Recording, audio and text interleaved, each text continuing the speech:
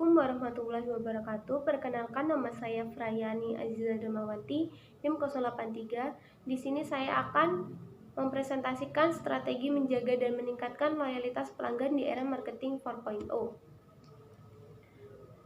Kegiatan marketing melalui media internet.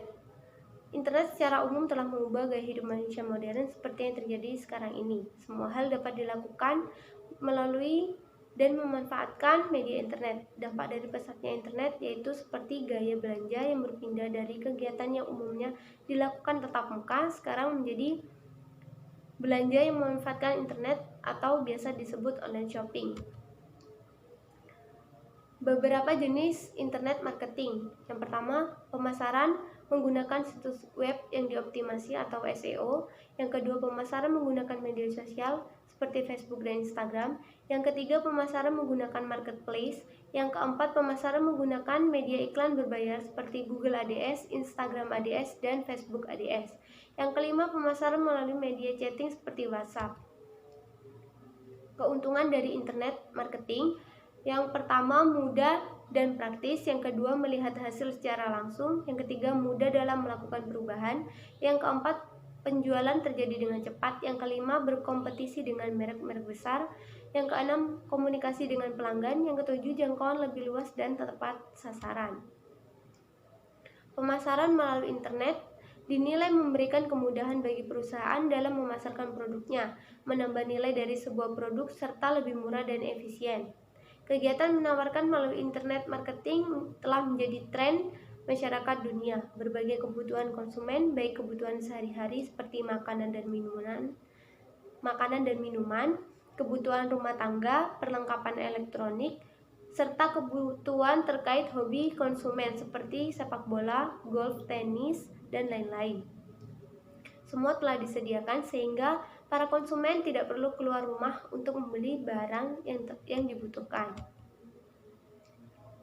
Kesadaran terhadap suatu merek tertentu atau brand awareness merupakan kondisi di mana para calon pembeli memiliki kemampuan untuk mengenali maupun mengingat kembali tentang suatu merek yang merupakan suatu bagian dari kategori produk tertentu. Kesadaran terhadap suatu merek sendiri memiliki beberapa tingkatan. Semakin mudah merek dapat dikenali oleh masyarakat, maka semakin tinggi posisi merek tersebut menurut Aker 1991. Tingkatan brand awareness. Yang pertama, top of mind, merupakan brand awareness tertinggi atau biasa disebut sebagai pemimpin dari berbagai merek produk sejenis yang melekat pada setiap konsumen. Yang kedua, brand recall atau pengingatan kembali terhadap suatu merek didasarkan pada permintaan seseorang untuk menyebutkan merek tertentu dalam suatu kelas produk. Yang ketiga, brand recognition merupakan tingkatan minimal dari brand awareness. Brand recognition menjadi penting pada saat pembeli memilih suatu merek saat melakukan pembelian. Yang keempat, unaware of brand merupakan tingkatan terendah dari brand awareness, di mana masyarakat tidak menyadari akan adanya suatu merek dalam suatu kategori produk. Era pemasaran digital. Revolusi industri 4.0 adalah perubahan zaman dari generasi keempat yang mengacu pada revolusi teknologi secara fundamental, mampu mengubah cara hidup, bekerja, dan berhubungan satu sama lain. Dalam arti lain, perkembangan teknologi menjadi penggerak utama pada era ini. Dampak perubahan zaman juga mempengaruhi perubahan perekonomian dunia, khususnya negara berkembang seperti negara Indonesia, yang sedang bergerak menuju ekonomi digital yang diklaim mampu membawa pada kemakmuran yang berkesinambungan. Di era ekonomi digital 4.0 merupakan pendekatan terbaru dalam dunia pemasaran, yaitu pendekatan pemasaran yang mengkombinasi interaksi online dan offline antara perusahaan dengan pelanggan, yang tujuan utamanya yaitu memenangkan advokasi konsumen. Prasarana dan media pemasaran digital. Menurut Kotler dan Widodo 2002, internet marketing memiliki 5 keuntungan besar bagi perusahaan yang menggunakannya. Yang pertama, baik perusahaan kecil maupun besar dapat melakukan internet marketing.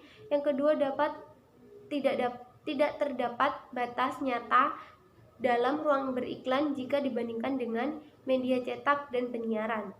Yang ketiga, akses dari pencarian keterangan sangat cepat jika dibandingkan dengan surat kilat atau bahkan dengan faks. 4. Situs dapat dikunjungi oleh siapapun, dimanapun, dan kapanpun. Dan yang kelima, belanja dapat dilakukan secara lebih cepat sendirian. Sosial media dan marketing, salah satu aspek yang berkembang dari marketing atau pemasaran di era media sosial ini adalah iklan atau advertising.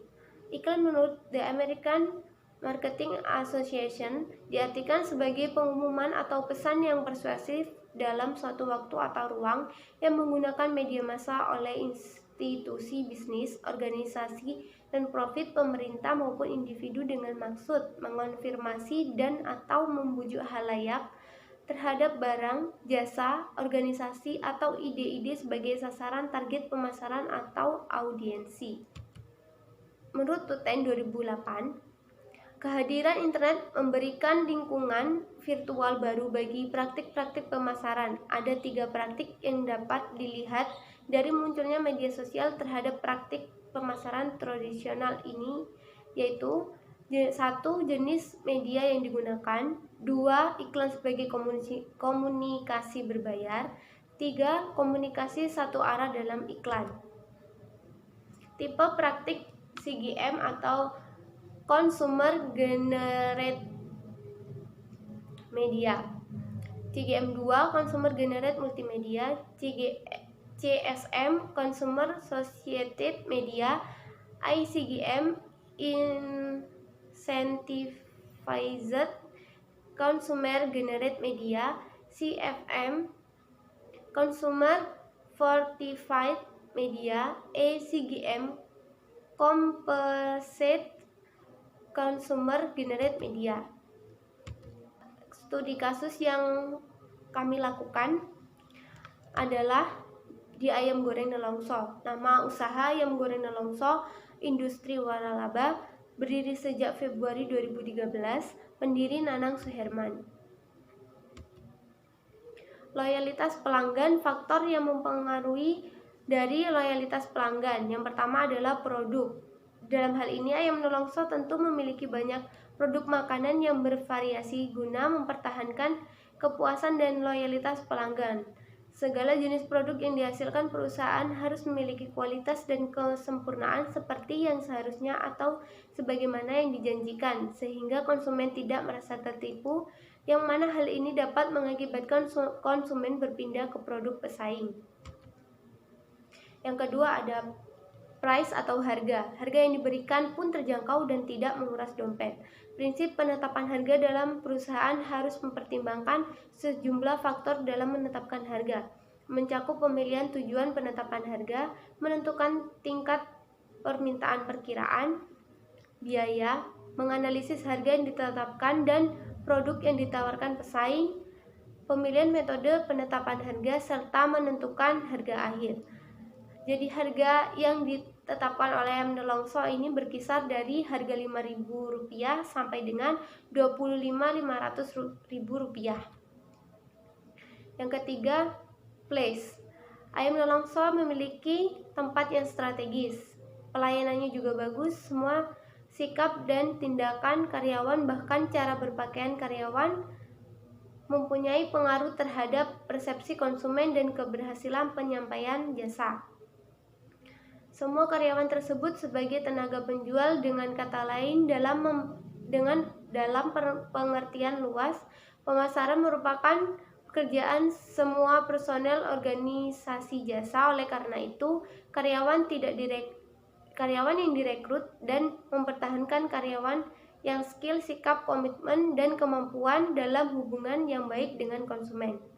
Cara memesannya tidak sulit karena kalian bisa melakukan pembelian dengan cara cash dan juga menggunakan ShopeePay, biasanya mendapat cashback.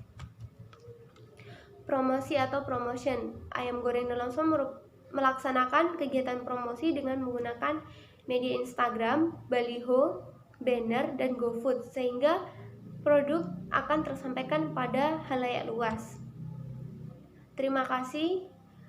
Sekian presentasi dari saya. Apabila ada kesalahan, mohon dimaafkan. Wassalamualaikum warahmatullahi wabarakatuh.